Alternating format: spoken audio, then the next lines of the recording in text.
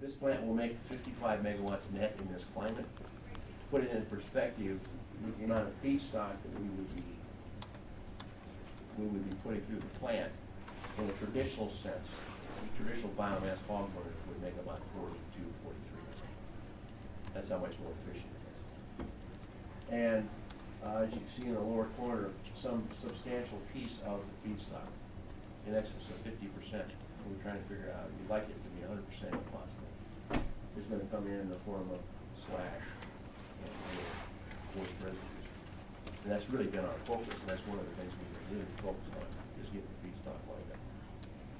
This is the bubbling fluid bed. This is the deal with the sand in it because it's expanding again. And B&W is a worldwide provider of this equipment. We've got a strategic alliance with them. We use SCR, which is, you have a catalyst in your car. We've had air pollution. That's how they remove certain pollutants.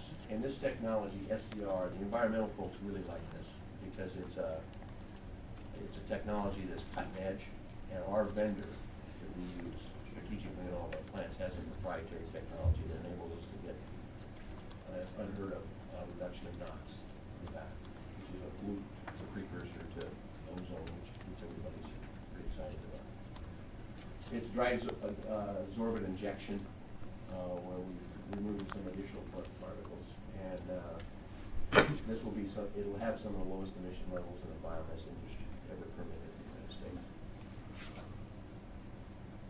This plant, we spent quite a bit of money and quite a bit of time. This plant is almost designed. Since we're doing multiple locations, we've gone ahead and we know what it costs. We take the bids on equipment. Our first plant will probably be in Florida. We've received a plant, we've received a permit in Florida, a permit for another plant in Florida went in this week. We're only doing business right now in 4 states. Florida, Texas, Idaho, and Montana. I say doing business, we're looking at projects. Our board has indicated to us they want to focus. We may go to 50 states, but if we said we were 50 states, it would look silly. We just can't physically do that. So we've taken some strategic markets and said, well, we're going to spend our money and spend our effort and put our resources in those 4 states and see if we can make something happen there. And you know, the matrix that you look at for where you go is areas that are receptive to renewable energy and what they're investments. This is a picture of the air-cooled condenser. If you make electricity, you end up with steam, and you have to condense it to get it back to water. That's how the system works. And this is pretty innovative to put an air-cooled condenser on a project of this magnitude. This is kind of our feedstock, primary feedstock, slash and forest residues.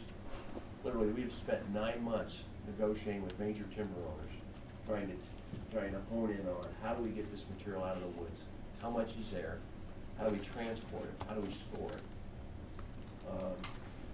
This material right now largely is non-merchantable. I think there's some moving around a little bit. But the whole nature of that business, when natural gas is $8 an MMBTU, everybody wants to slash and grind it up as an alternative. But when natural gas goes to $2 or $3, and all of a sudden they drop into grease. But for this fuel to get removed on a long-term basis, there needs to be an infrastructure and a contract for somebody that will take it long-term, and then you can make different capital decisions. You can put an infrastructure. We're talking about some of our landowners are changing their logging plans and how they do roads and how they do a timber cut. So they sort of highlight our ability to get this material.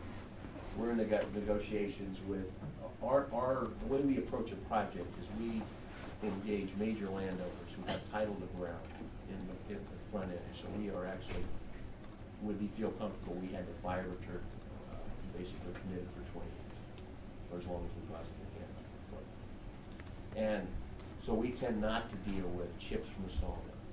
It's not really our feedstock. And the only person in our way of thinking that really has control over that feedstock is the guy who actually owns the ground. And so that's true in all the states that we're dealing with. So who's our timber owners? I can't tell you who they are because we've got NDAs with them. But I think over a period of time, they'll become public, and I want to be able to have this dialogue. So to the extent we can talk about it,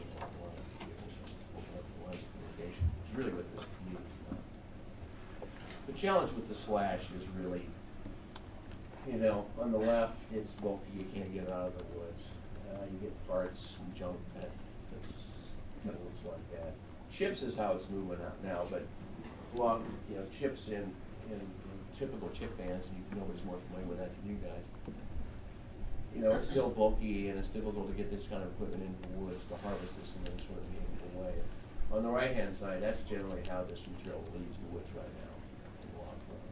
And one technology that we're using, and I want to talk a little bit about this initiative that we're going to complete shortly. There's a technology that you can turn that slash into something that looks like a bundle. It helps on this end, but it really helps on our side as you follow this BTU. We're in the BTU business. We convert BTUs into electricity, and it helps us in a lot of ways because it removes some moisture. Because if we have 50%, 60% moisture wood, we got to burn that moisture off to be able to get the BTUs to get power out of it. Number two, it helps with our handling of that material. And in addition, it helps with the potential fire hazard. So typically, projects like this have a huge pile of chips, 3 weeks, 4 weeks, months. And we've had to do some significant redesign of our fuel yard to be able to accommodate a substantial amount of this kind of material in this form, so we can address different kinds of material and outlet from there. So we have a separate fuel yard design for our projects in the Northwest.